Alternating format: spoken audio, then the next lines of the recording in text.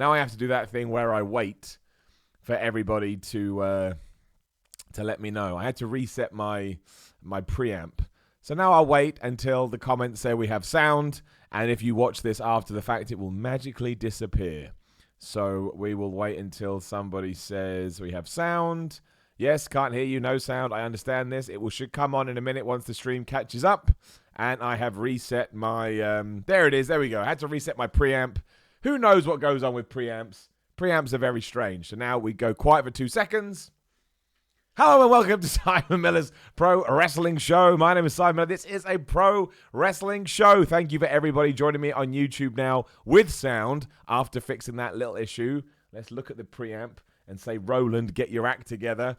Yeah, look, as I said, I said once before, if you haven't subscribed to my YouTube channel, smash the subscribe button. I'd appreciate it, especially if you're listening to the podcast version. Just search for Simon Miller on YouTube. Our Instagram and Twitter at SimonMiller316. All of this is supported by patreon.com/SimonMiller316. There is a link in the description below. Even if you can throw $1 in the mix, it helps me so much because I take all that money. Everything has to be financed, and it allows me to do these things. And once again, another way I do that is through Super Chats. So if you want to control the conversation or ask a question, you do that by hitting the Super Chat button. And now as I look for it to do it again, my man, who already got in there before the podcast, that's the show had begun, I hope I get your name right, Piranash, I think it is, Piranash Sharma, simply said in the Super Chat, MJF is a bigger babyface than Seth Rollins. And you know what? He's not wrong. Seth Rollins is in such a position at the moment. I'm going to move my chair up a bit. He's in such a position at the moment that Roman Reigns had to come out and defend him. You know it's bad when Roman Reigns, the guy that used to get, crapped on from a great height, has to come and save you. But we'll see what happens with Seth Rollins. We don't know. It's going to be a crazy situation between him and Bray Wyatt. We will wait and see where the lay of the land is when all is said and done. But yeah, Seth Rollins is not really where he needs to be. Today, we're going to do something a bit different, of course, given that AEW now is on Wednesday nights, as well as NXT. Not going to lie, I do ups and downs for AEW now, as you know, over on What Culture Wrestling, and we will go over there at 2 p.m. BST, which is 53 minutes. I haven't got around to watching NXT yet, especially here in the UK. We have to wait until the evening when they upload it to the network. Oh, it's not in the evening, it's like the morning of Friday. So I haven't watched NXT. I'll watch it when I can, but for now, it's all about AEW, and I'll tell you, I thought it was great. I thought it was a really, really good wrestling show. I always like to try and be as balanced as I can, and I like to try and, I'm not saying I'll never work in a down for the sake of it, but I always try and be as critical is the wrong word. I always try and watch it with my critique hat on. But when all was said and done, I was like, there was one thing that kind of grinded my gears a little bit, but otherwise, it was a really good wrestling show. Why pretend otherwise? I love WWE, I love AEW, I have LMW, Impact, whatever. But for me, I thought it flew by. The 2 hours were like a breeze. It was well structured. It was well paced. I had fun. I enjoyed myself. They didn't take certain things too seriously in a good way. Great cast of characters, great matches. If they do that every week, it's going to be a very fun ride. Shout out to Nick C, who says that's what's known as a 2% botch on going in Raw. Well, that's not really a botch. It's audio technical equipment. Also, morning, Simon. Are we doing our podcast after this? Well, I'll be there, my friend. That was the plan. So if you're going to be there as well, we absolutely will. Cheap plug too. If you head on over to patreon.com/Simon316 or 316, obviously. Yeah, you can come on the podcast at the relevant tier. Just check it out. And shout out to my man, Timothy Jones, in the super chat who says, good morning, Simon. Good morning to you, Timothy. I hope you are well. Yeah, so I really like the Inner Circle, which is Chris Jericho's new group. Everybody crapped on that name straight away, which I don't understand why, because all names in wrestling are stupid, really. I mean, they're not and they are. Like the Nation of Domination. D-Generation X, the New World Order, which we're going to get into today. I know NWO and DX kind of tie into sayings that we're used to, but they're all dumb. Los Boricuas, why? Because they're from Puerto Rico. Like, it's just ridiculous. So Inner Circle is fine. I think it makes sense, especially because we've got some WWE guys in there and we've got some Impact guys in there, or I should say TNA guys. Well, either's fine. But yeah, to me, there was, there was a real NWO vibe to it. And other people are throwing groups in there. But NWO kind of came up with this idea. I'm not saying it's like for like, but I am saying that All Elite Wrestling in general it really, really does have a WCW vibe. It does. That ending with everybody running in, the good guys and the bad guys, and there being infinite directions for loads of them, and there's one guy who you're not too sure of. WCW, when it's at its peak in 96, 97, used to do it all the time, and they used to smash it. It's one of the reasons the NWO angle felt so good. The problem that World Championship Wrestling had is that they never knew when to start putting the balance back in WCW's favor. So the NWO would just beat everybody up, and eventually he would just like, well, what's the point? Why would I want to be Team WCW when I should be Team NWO because they win? I'm not saying that. Anyway, that's me going off on a tangent, but it really had that same feel. They all stood there. Chris Jericho made sure to put them all over and explain. Have a really good kind of balance with it as well, because Chris Jericho is your world champion. We're not 100% sure where Jake Hager's going to fall into this, but we'll find out. Everyone's saying he's really motivated and wants to make up for the end of his WWE run, so that's exciting. But then you've got Santana and Ortiz, who can be your tag team dudes, and Sammy Guevara is your up-and-coming dude. So it's just really, really well balanced. Chris Jericho's promo was pure fire. I think we can all agree with that. It was clearly not scripted. And when he started to address the crowd about the We the People stuff, shot that down. That'll never happen again. Excuse me. Oh, what's going on? He took care of that. And again, there's a real the fact that at the end of the show, they were all getting involved in the Jericho, who the hell did he team with? Sammy Guevara. The fact they were getting involved in that tag team match against Hangman Page and Dustin Rhodes, and eventually is the reason they won. It's brilliant. They're dominating, and yet they still got theirs, right? Because Darby Allin skateboarded down and smashed Jericho with his board. And I think that's awesome. Like, the NWO were around in the late 90s, right? It's been like 25 years or whatever. I don't know, not that long, but it's been over 2 decades. And again, I'm not saying they're like for like with that whatsoever. I'm not being hyperbole in that sense, but they just have that kind of cool factor to them, but they also know that they're heels. And I just think that's the best way to do it, because even if they have decided to go to, throw back to that kind of era and that kind of stuff that they're doing, we don't really have stables in WWE at the moment. Or at least we haven't had that focus for ages. So that kind of feels fresh too. That kind of brings something extra to it as well. And maybe it grows. Maybe we add some more people. Maybe we don't. Maybe we secure it at 5. But honestly, I was watching that and I was like, this group feels threatening. They don't feel like geeks. They feel like they're being positioned as main event players. And it just it did. Even though you're doing what's old is new again, it felt really fresh. And it honestly felt like I was transported back to the late 90s, and I was watching that program, and there's nothing wrong with that. And again, the fact that we ended with that just huge brawl with everybody getting involved. And look, people keep saying it was overbooked. Yes, it was. That was the point. The point was we were getting all these guys involved, all the name guys involved, trying to get some other guys over in the process. Absolutely loved it. It was just fun. It was just fun to watch, and it got me excited to see what they're going to do next week. Beforehand, we had a bunch of other matches, and hey, maybe now the Inner Circle start interfering in all the other people's matches and pissing everybody off. I don't know, but I'm certainly not against it. I mean, the fact that we have, we pushed quite hard the fact that Chris Jericho is taking on Cody at Full Gear, but also taking on Darby Allin next week. Maybe Darby Allin goes heel. I'm not saying that he's going to do that, but maybe there is another twist in the tale. I just thought that whole presentation of that promo, and look, the promo was nothing special in terms of a dude in the ring talking. We see that in wrestling all the time. But the execution was to such a level, not only did it let me rephrase that. Not only did it completely justify why it's so important to have Chris Jericho in AEW, it brings a certain legitimacy to it, and it brings in lapsed fans who like Chris Jericho, and obviously he doesn't work for WWE anymore. But it just, again, everybody felt like they were important. And I felt like that if I choose to sleep on any of those 5 dudes, that's on me as opposed to the company, because they have big plans. And really, MJF serves a wonderful part in all of this, because I did this earlier, I keep forgetting. We've got Cody, we've got the Young Bucks, we've got Dustin Rhodes, there we go, we've got Darby Allin, and we've got MJF, right? So that's 6v5. And if you were building up to a straight feud, you'd have 5v5. So MJF at the moment is kind of hanging in this middle ground, where obviously he teased the heel turn against Cody Rhodes. He didn't. He attacked the Inner Circle instead. But is there something there? Was that their plan? I mean, it never makes sense when we do those plans in wrestling, but let's not pretend we haven't done it before. And that's cool. So we've got a story going in there. We've got a story with Chris Jericho and Darby Allin. We've got a story with Chris Jericho and Cody Rhodes. I assume we're going to have a story with the Young Bucks and Santana and Ortiz. Dustin Rhodes also now has a problem with Chris Jericho.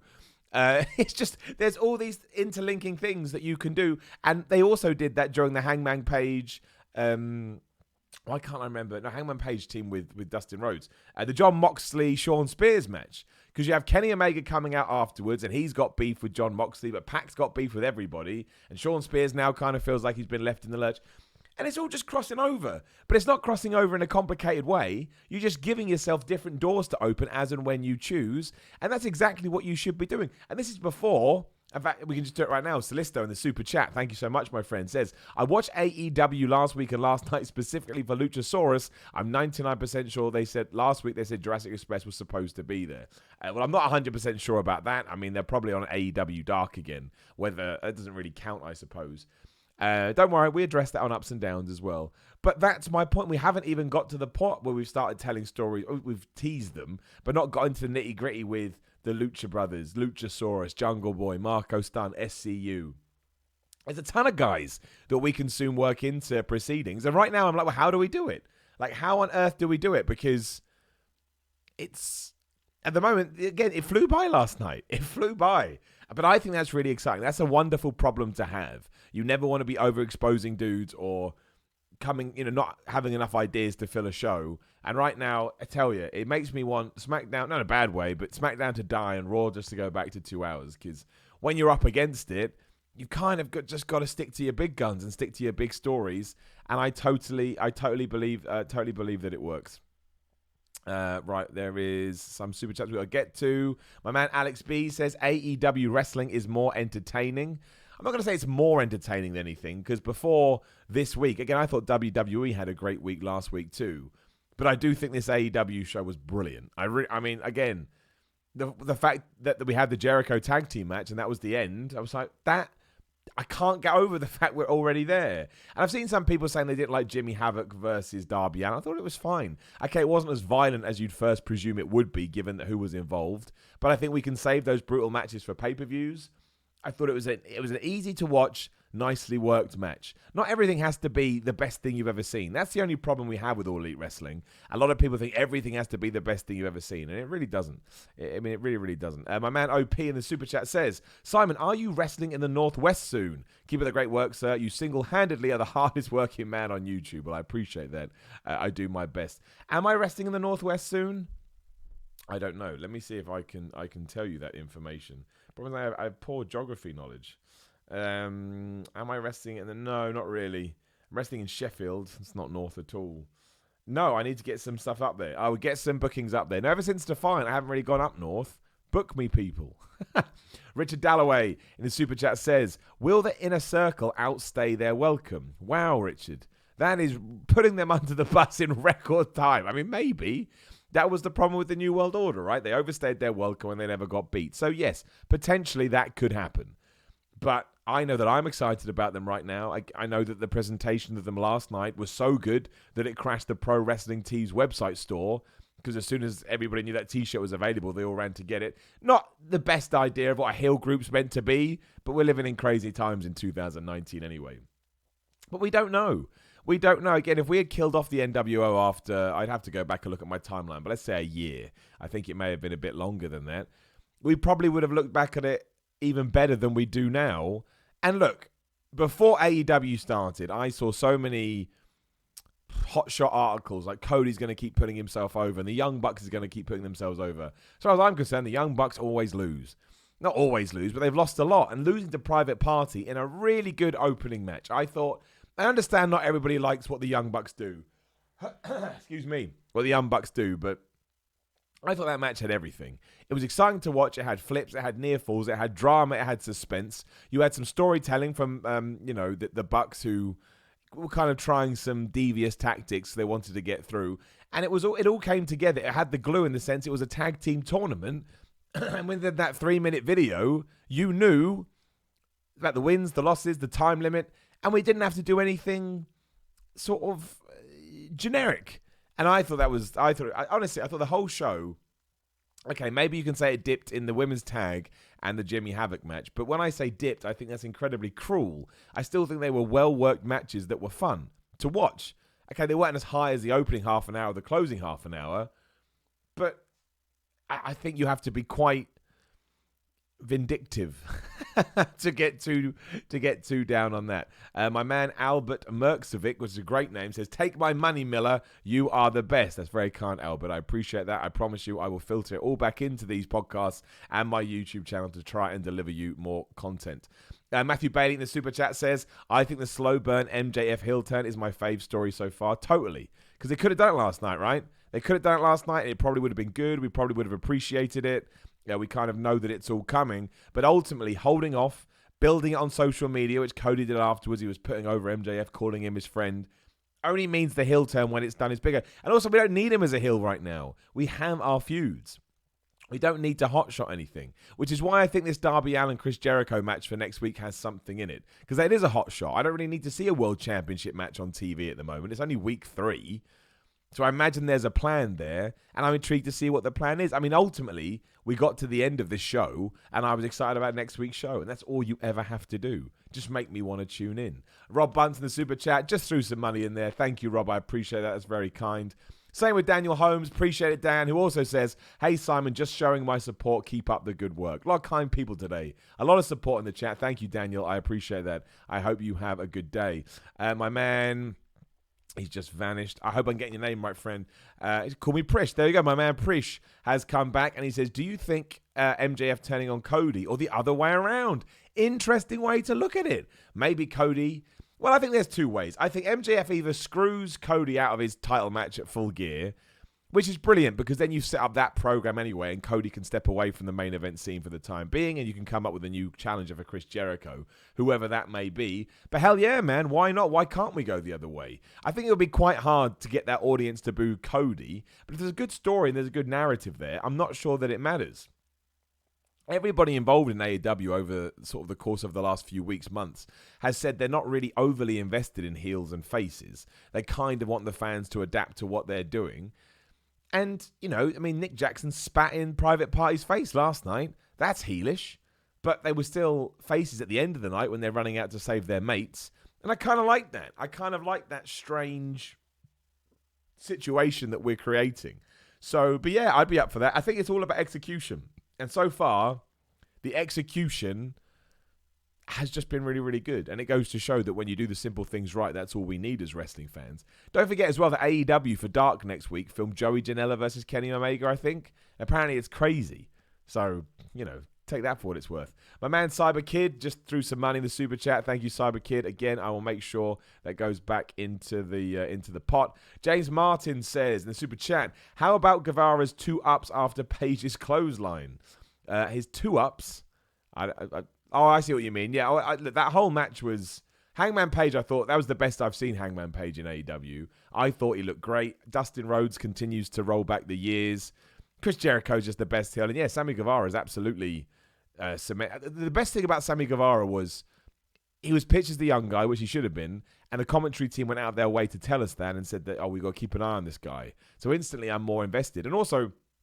to be standing alongside Chris Jericho, Jake Hager, I'm going to keep calling him Jack Swagger, I can't help it, and guys like LAX, it does bring something to him. It's like when we did Evolution in WWE. Randy Orton and Batista benefited for who they were situated around, because it's a simple storytelling technique, right? Wow. I understand wrestling is not real, but wow, Chris Jericho has decided to align himself with this guy. Maybe I should keep an eye on this guy. That's all I need. I don't need it to be more over the top. Wrestling's dumb. Keep it dumb. My man Stan, always supporting, always a nice guy. For hand on your heart, you beautiful bald fellow. Thank you, Stan, and thank you for coming on the podcast last week.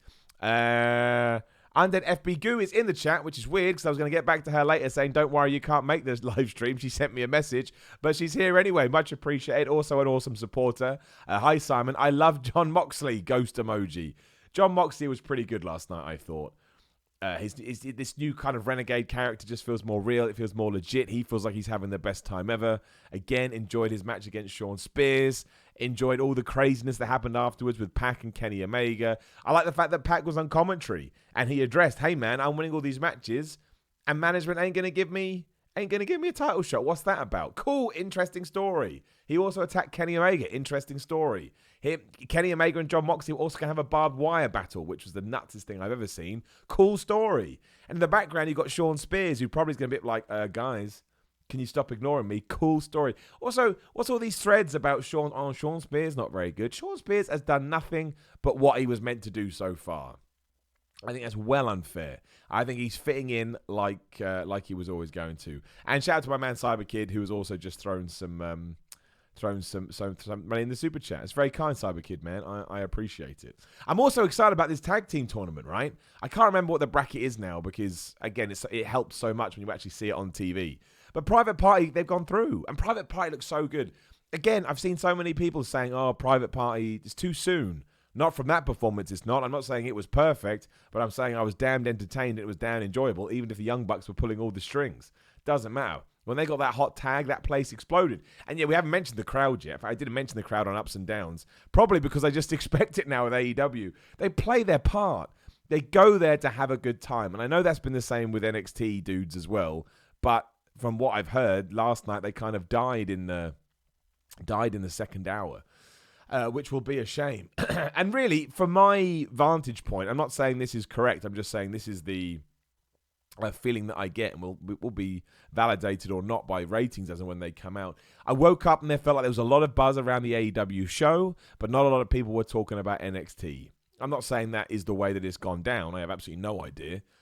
That's just my circle of people that I've surrounded myself with.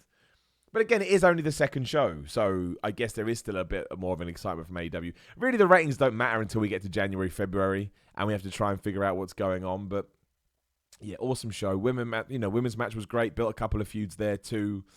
And now I'm just excited to see what is next. Shout out to Undead FBQ in the super chat who says she's in her waiting room for the appointment. Thought I'd check in. I appreciate that. That's very kind. And like I say, always supporting, always appreciated on my end.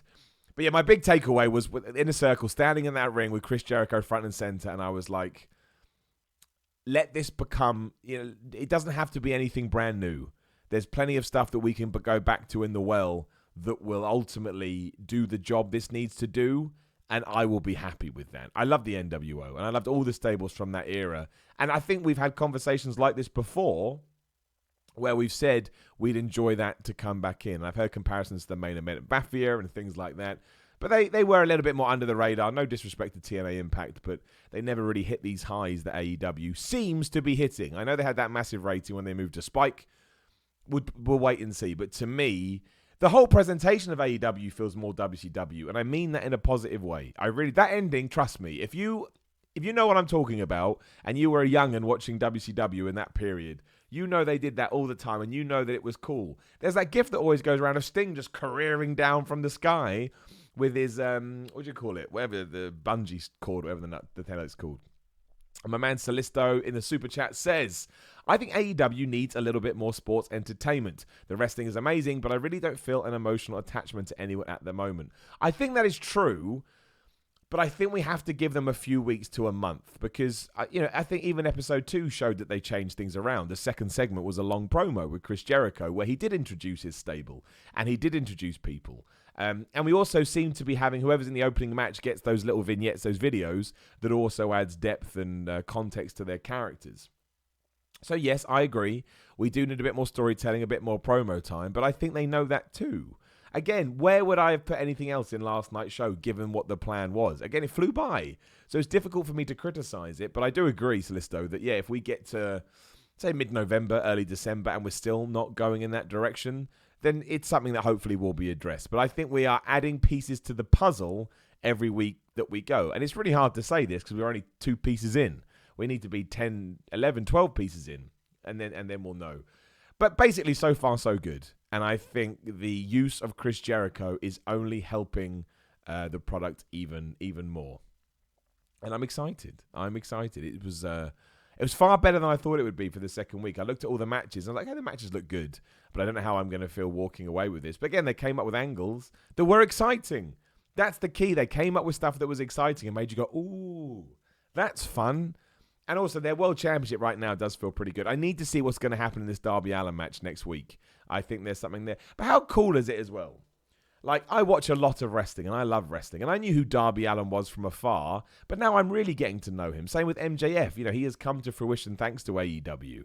And there was somebody else as well that's, Sammy Guevara, you know. Again, I knew the name, and I'd seen GIFs. But I'm enjoying getting to be introduced to brand new wrestlers. And before everyone goes crazy, it doesn't take away from my enjoyment of WWE or anything else that I watched. Again, Chris Jericho said it best. It just feels like an alternative. And right now, 2 weeks in, I'm very happy with the alternative. I am. I think it ticks a lot of boxes. But we will wait and see what happens again in the chat. Let me know what you think about.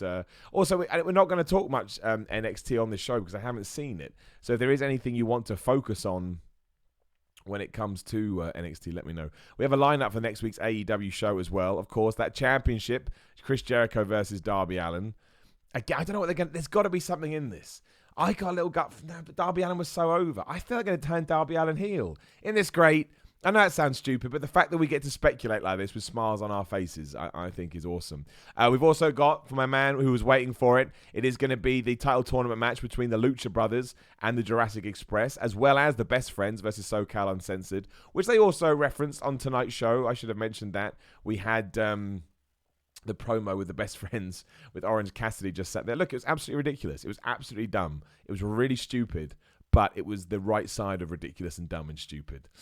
My man Timothy Jones says, I tried to get into AEW. It's just not happening. I think NXT is the better product. Both this week and last week, they put on the better show. But that's cool, Timothy. Like, that's cool. They,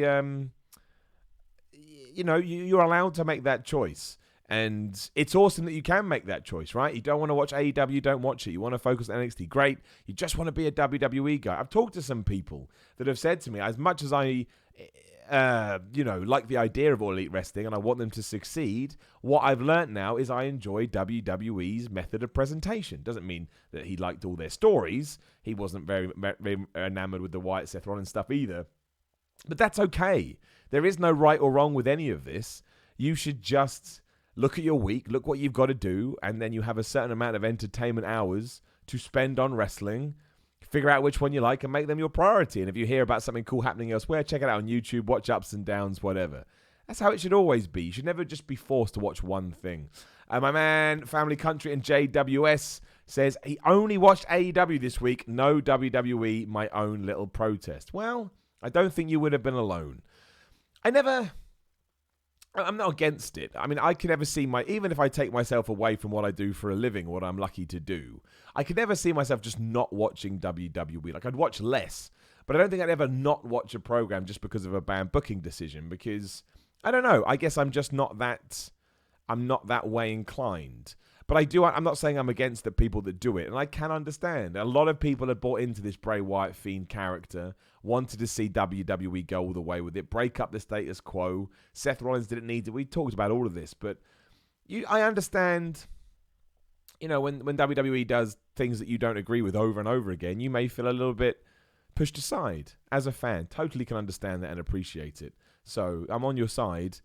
And we'll see what happens, right? The ratings are everything at the moment. And, they will tell a story. My man, Ying Zhang Tan, a credible name as well, just put some money in the super chat. Thank you so much, man. I appreciate it. And Cyberkid is back. Cyberkid's smashing it today. Thank you, my friend.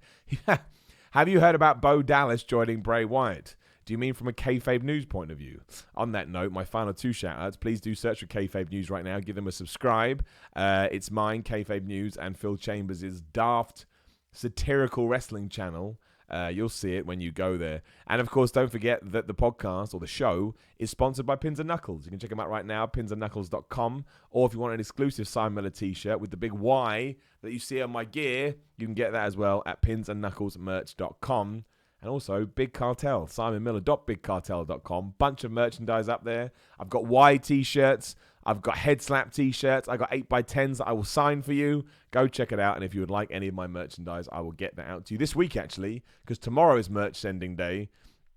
So you'll get it soon. But yeah, going back to Cyberkid's point, we did do a joke video on Kayfabe News where we said that Bray Wyatt is getting a new member of his gang, and it was going to be the Friend, and the Friend was going to be played by Bo Dallas. So that's the kind of level we're going for here. So please do go and check it out. I don't know what someone was mentioning. I don't know what apart from Kenny Omega versus Joey Janela, I don't know what the dark matches were last night. But it's cool if we're doing stuff like putting Kenny Omega on AEW Dark. It's going to do YouTube hits. And let's say that AEW Dark is the equivalent of main event for WWE. I don't think it is, obviously, because they act very differently, very independently of one another. But having one of your top guys on that show is going to get people to watch. We did ups and downs for that this week, and it did okay. But I imagine if we do it again next week, it will do better because people know that Kenny's on the show. That's how it works. That's what wrestling is. So, yeah, that's my thoughts on it. That's my thoughts on Chris Jericho, Inner Circle, the NWO. I don't know why the lights went out when Cody Rhodes. What was that? Why did Cody Rhodes become the Undertaker? Look, I'm never against it. I'd have lights going out for the rest of my life. I think it's the best thing that wrestling does because it makes no sense. Who's controlling that? We go bully the lighting guy and the production assistant, but it always generates the right kind of response when done well. We've been doing it now for years, and it just never gets old for me. I'm a stickler for lights going out and then somebody random appearing in the ring. I don't know why either. I'm just a crazy guy. Otherwise, I think that's it when it comes to AEW. Ratings, I can't remember when ratings came out last week. Again, so here are your dark matches. I'm not going to tell you who won or lost. We also had Peter Avalon versus Kip Sabian versus Sonny Kiss, which I imagine was also a very good match. But so we had 2 this week, it seems. There may be another one. Again, I'm just going through random news sites here. One thing I do know about NXT, again, if you don't want spoilers, tune off now, is that NXT did give the Cruiserweight title to Lio Rush. So that's quite a big change. I don't know whether they're going to start focusing on it more. I don't even know what the future of 205 Live is. We'll find out on Friday after SmackDown on Fox. If we don't have that show again, you'd have to imagine it's been silently cancelled. But clearly we're now showcasing that belt more on NXT. Probably a good thing. But it does mean we've got, NXT World Championship men's, NXT World Championship women, and then we've got the North American title, obviously the tag team titles, and the Cruiserweight. I think that's fine. Especially if you've now moved into a TV kind of environment. You probably can get away with that because you're not going to be... I still think we could bring a TV title back. I know it's different now given how much wrestling has evolved. But if you have a television champ, I know we got this Chris Jericho Darby Allin match next week, and it's cool the world title's on the line. And I think there's something there. But for me, try and defend your world title as little as possible because it makes the events when it is defended even bigger. And that's why a television title was brought in to begin with, because it could be defended on television. You could sell... you could sell tickets and you could get people to watch. So, wow, our title's going to be on the line. So I think there's still room for that. I don't know if the Cruiserweight Championship is going to fill that void, but I certainly wouldn't be against it if it was. And I want to see that Kushida-Walter match because it's such a bizarre, in a good way, it's such a bizarre matchup for me. But I mean, basically little and large, right? David and Goliath. So I'll have to catch up with that, which I will do.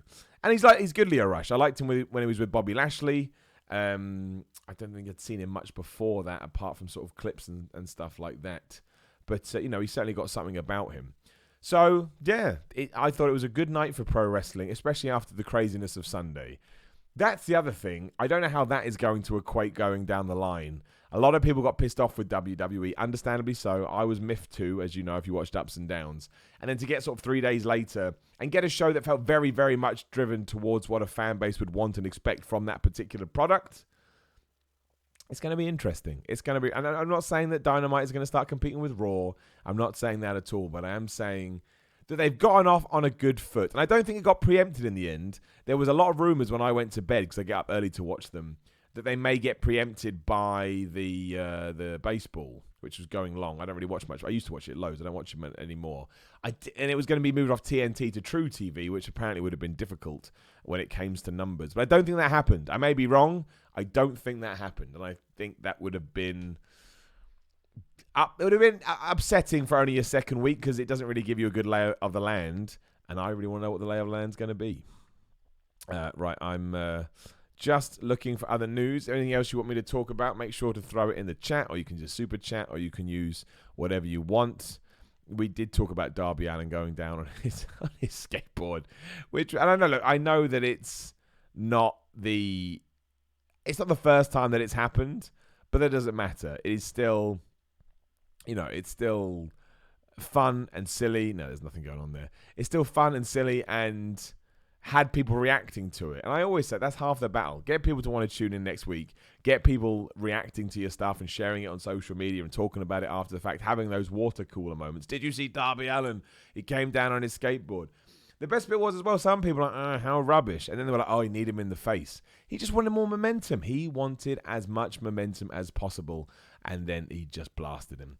Yeah, we should talk about NWA Power. I did watch NWA Power. I'm not going to do ups and downs. Everyone says, oh, why don't you do ups and downs for it? Well, because I need a life.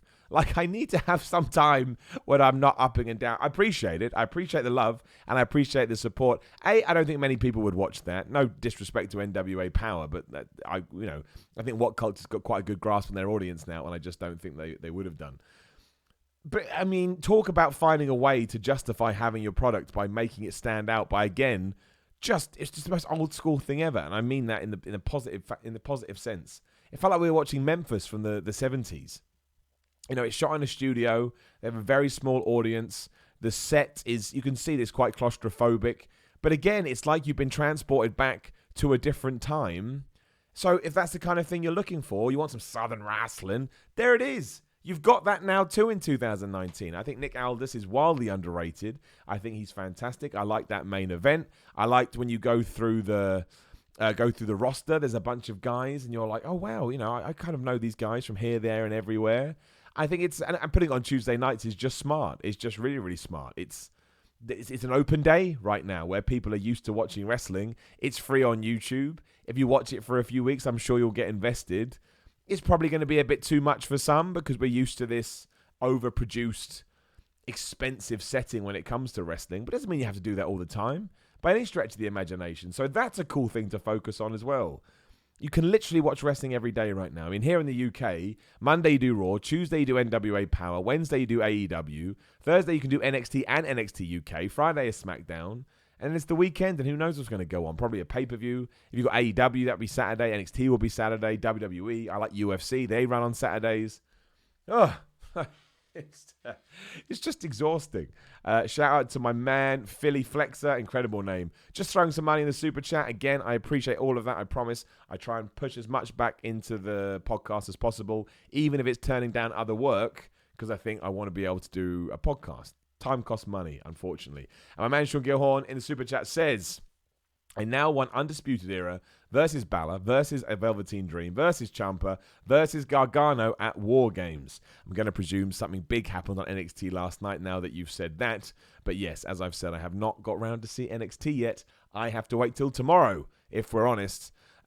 Which means I won't watch it till the weekend because I need time to sleep and time to do things that are not wrestling. But if they are planning to do that at War Games, that's an incredible match. That really is. And obviously having Gargano and Ciampa back together is interesting. How do we feel about Finn Balor being on NXT? I don't know what he did last night, like I say. I know that his profile got moved there on WWE.com. So they're not going to hotshot this. I think the main thing when it comes to NXT, and this is nothing amazing or nothing new, is they probably need to get out of Full Sail as quickly as possible because those crowds and the different setting, like when I first saw the building for AEW last night, I was like, it's clearly smaller than Washington the week before. The crowd was just as good. And when a crowd is that good, it makes like I say, the episode so much more fun to watch. Whereas what I've heard is the first hour, Full Sail pretty loud. Second hour, they get a bit tired because it's a smaller venue. And also it makes you'll probably get that same sensation with NWA, but it's different because NWA is meant to be a studio show. I don't think that's the vibe that NXT is going for. So they probably need to get on the road, but then you have the question, can they draw the crowds that AEW are doing? Don't know. Potentially in time, but maybe not now. It's a really interesting battle, and it's still one that I'm amazed WWE took on. They didn't need to. I don't think, to me, they can only lose. When the big fish takes on the little fish, and the little fish takes a bite out of somebody else's leg, you go, oh, but if the big fish just eats the little fish, you're like, yeah, because they're the big fish. So I don't know why they did it. I don't know what NXT is going to do. I hope that it does well. I want all wrestling to do well, and I want wrestlers to be paid millions of dollars and to enjoy themselves and to be happy. But yeah, that's kind of my takeaway from it. I want to see what Finn Balor, how much of an effect is Finn Balor going to be? He will be far better used on NXT, you'd have to imagine. I mean, he's already considered a main event guy, as we were just talking about. Whether or not it's enough to get people to tune in is a matter of time. I would turn him heel, maybe not now, but if you know Prince Devitt from his New Japan days, Finn Balor has a real side to him that a WWE audience hasn't seen yet, and I think it would give him something new to jump into. The heel Finn Balor is good.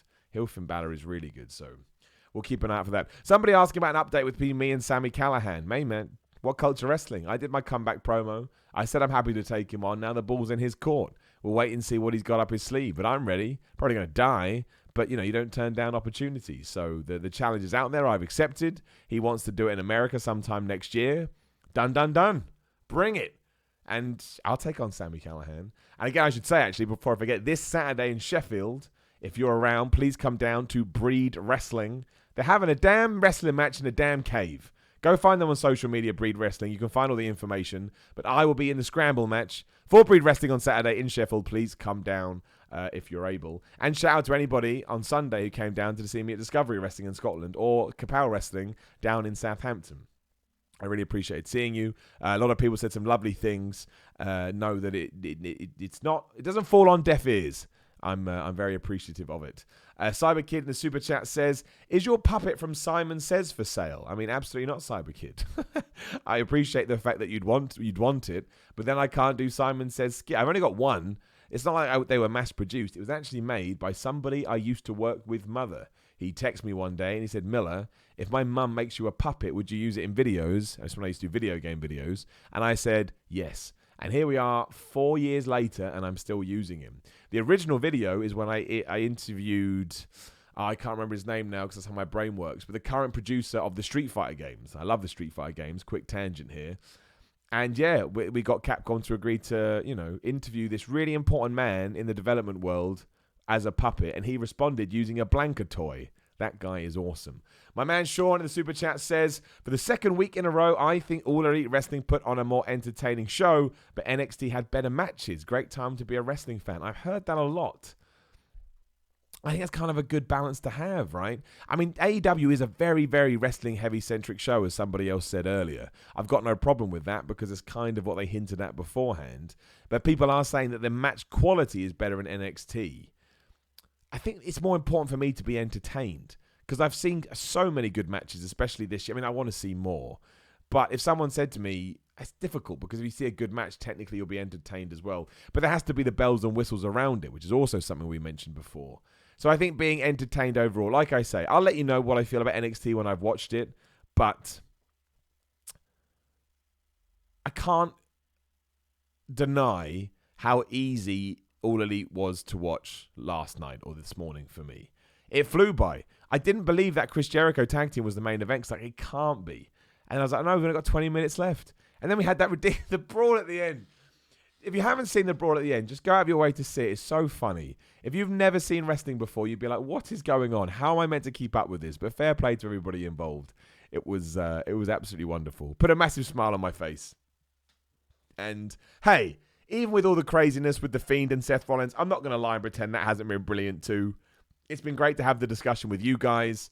It meant that, videos did better because people were desperate just to hear people talk about it and get opinions. I did the same. I went back and listened to old podcasts. They're not old podcasts, but old people that I used to listen to years ago. I thought, they'll have something to say about it. I want to get their opinion on it as well. And you're right, it is a great time to be a wrestling fan. Even though it was disappointing what happened with The Fiend, and I would never want this to be the way that we did it. The silver lining when somebody absolutely shits the bed. We didn't talk about Chris Jericho saying that on AEW as well. How good was that? Just dropping the S-bomb. South Park would be proud. But yeah, when those incidents do happen and the wrestling community comes together and they just want to chat about things, it's excellent. It's absolutely excellent. I enjoy having those conversations. Some people take it too far, but it really does feel like there's a swell in the community. And let's face it, that Fiend Seth Rollins stuff had more traction than the week before when we had brand new AEW and SmackDown going to Fridays. And it goes to show those small events that people are super invested in can have an incredible fallout. And I love that when it comes to wrestling. I love the passion. I don't like the people that crap on others, but I understand that it's going to happen. Bring them on. Do more. Chicken Salad in the super chat says, "I love how the crowd chants, 'This is awesome' at AEW." I know what you mean. It sounds organic. It sounds real. And also the cool thing was, because they were kind of chanting Chris Jericho at one point, but when he healed it up enough, the stuff he said about Dusty Rhodes, right? They didn't like it and they turned. And I like a crowd that's invested in that way. They're listening. And again, they're not afraid to voice their opinion. That's what you want from an audience, especially in wrestling. Again, Hulk Hogan, The Rock. We're not going to talk about it again. You know how it works. Basically, a good night for wrestling Wednesday. Good night for wrestling last week. Sunday, Monday, not the best. But hey, the only problem with the Tyson Fury stuff, I did a tweet about this, cheap plug at Simon316, give me a follow. But the only problem with that was I'm not going to name names because I don't know who wrote these things, but I saw some mainstream websites and radio shows that were talking about it who just still crap all over wrestling. And I'm like, dudes, come on now. They act like they think fans still think it's real. It's like, we know it's not real. And realistically, even 100 years ago, we knew that it wasn't real. Everyone was kind of like, well, I kind of know what's up, but I'll just buy in. I don't want to go down the whole, what's the difference between reading a book or anything like that, because I get it. But it's just, maybe I'm being naive, but it's incredible to me that in 2019, not even about wrestling, but when people are ignorant to things or they don't necessarily have the knowledge or the information, they decide to just, like I say, meh, rubbish, push it aside. And yeah, the Tyson Fury punches, we talked about them well, it was stupid, but it wasn't Tyson Fury's fault. That's whoever said, oh, you've got to box these security guards. Because as I said on Ups and Downs, he has been taught, how long has he been boxing? 20 years? So he has 20 years of, I can kill people with these hands. I'm a bit worried about that. Also, I've got the killer instinct. You have to have a killer instinct to be a fighter. And now you're asking me to pull my punches. It's not an easy thing to do. It's not an easy thing to do when you've been wrestling for so many years. How many times do you see a wrestler's working punching? Oh, that doesn't look very good. I see it all the time. But yeah, the saddest point of that to me was that we would just... I just don't get it. Just let people like what they like. It doesn't make a difference to you. It doesn't change your life. Yeah, wrestling is stupid, but lots of things are stupid. Soap operas are stupid. Some films that people love are stupid. It's dumb. I think the best thing about wrestling is that it's dumb. That's why I enjoy it so much, is that we kind of have this canvas where we can paint and create. As long as everybody involved is happy, you can do whatever the hell you want. And we've seen that with some of the storylines over the years. Like, am I happy that Mae Young gave birth to a hand? And I have to answer that question sometimes daily? No, absolutely not. But I appreciate the fact that when it comes to pro wrestling, it's so open and it's so creative and it's so viable, we have the option to do that should we so wish. I think it's fantastic. Cyberkin, the super chat, just says, talk about Bo Dallas. I don't know what that means. I don't know what he's okay. He's currently struggling in a tag team with Curtis Axel, which sucks. Hopefully one day he gets used better, because I thought he was a very good NXT champion. I thought the whole Bo Leaf stuff at one point could have been a really good heel tactic that would have survived on the main roster. That's Bo Dallas. I hope he does well. I saw him once. I went to WrestleMania and I went to have lunch somewhere, and he was eating with his wife or girlfriend in the corner. And I just thought, there's Bo Dallas. It was fun. Lanai DeBose, always supporter as well, in the super chat, says, can you do a why video on why WWE doesn't want hardcore fans? Based on Brian Alvarez's great rant about how Vince disrespects fans, that resonated. I haven't heard that yet. I'm behind on my Wrestling Observer Live / Wrestling Observer Radio listening, but I will get to it. I will listen to it, and sure, Lanai, if it inspires me to say something, I will pitch that video to What Culture. I kind of can already see what he must mean, though, given everything that happened over the last week. I think but it's not just wrestling. I think in a lot of entertainment businesses, there is a thought process that we don't have to cater to our hardcore fans because they will watch anyway. And 50% of the time, you're probably right. But as we've seen in the past, there is a tipping point, and you don't want to push them too far because they may not come back. I mean, wrestling fans, bless their hearts, are dedicated and impassioned till the end.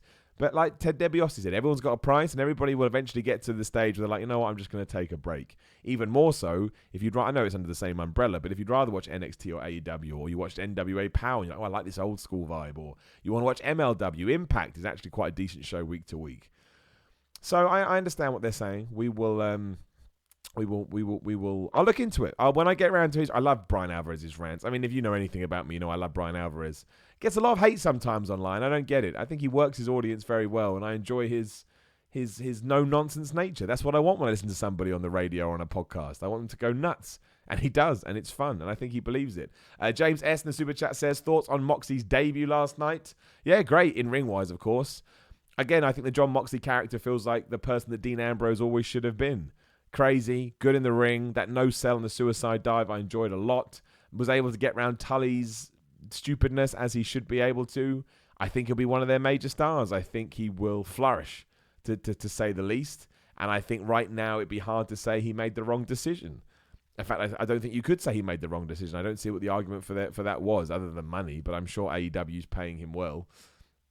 Again, I think he's a huge asset. And I think that foursome, Sean Spears, Pat, Kenny Omega, and John Moxley, I think there is something in that with the right storytelling that could be exceptionally fun. And that is what I will keep an eye out for.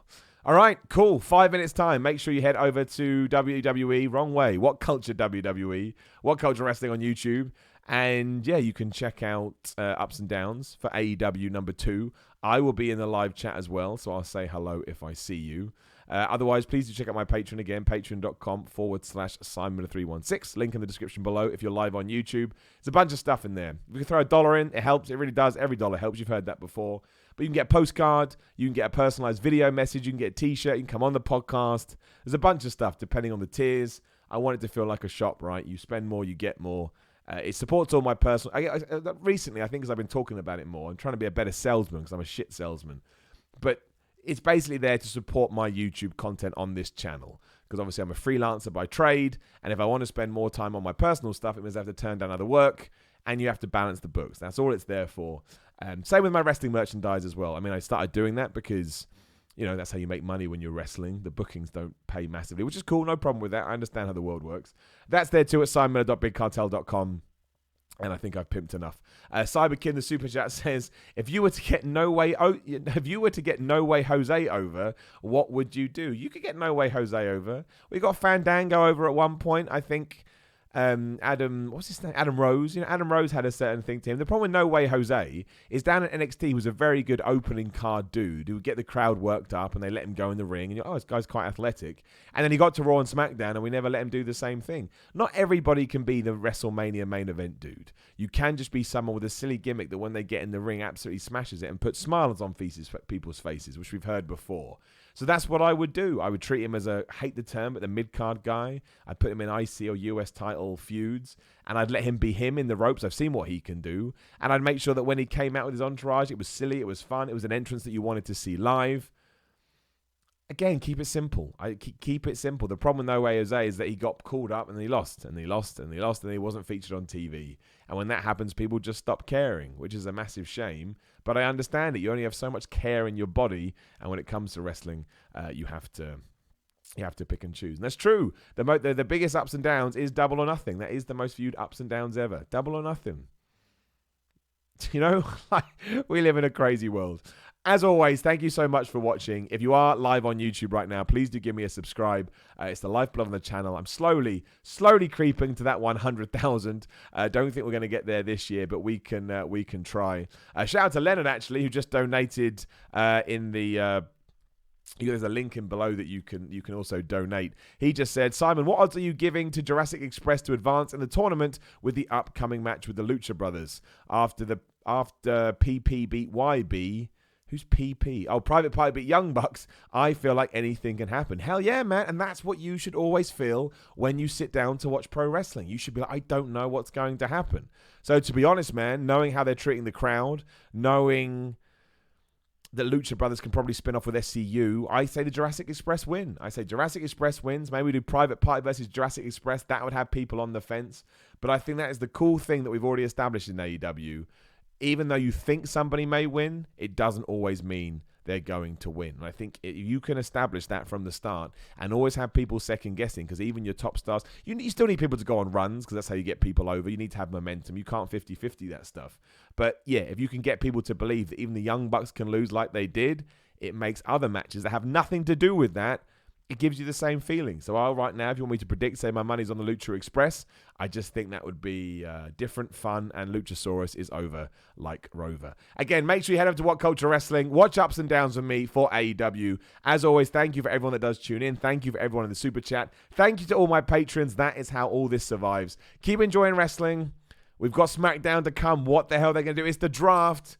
Little nugget of you. Little spoiler. Little prediction from Simon Miller. I don't know anything. SmackDown ends with Edge's music playing and Edge being drafted to SmackDown. I'll see you soon.